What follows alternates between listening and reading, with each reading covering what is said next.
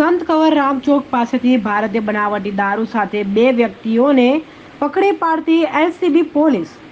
જી હા, ભાવનગર એલસીબી પોલીસની team city વિસ્તારમાં પેટ્રોલિંગમાં હતી તે વેળાએ ખાનગી રહેલ બાતમી મળેલ કે સંત કવરરામ ચોકથી નવાપરાગ જવાના રસ્તા ઉપર 2 વ્યક્તિઓ પ્લાસ્ટિકના કોથળાની અંદર ભારતીય બનાવટી દારૂનો જથ્થો લાવીને ઉભેલા છે।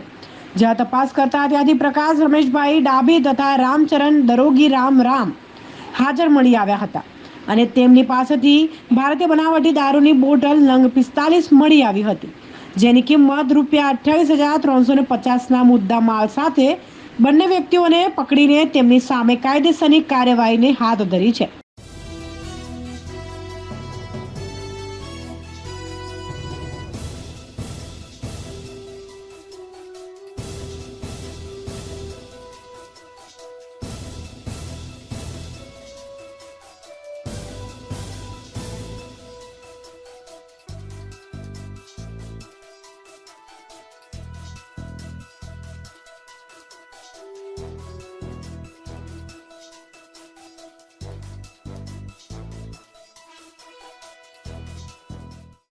KNK news, Ahmedabad.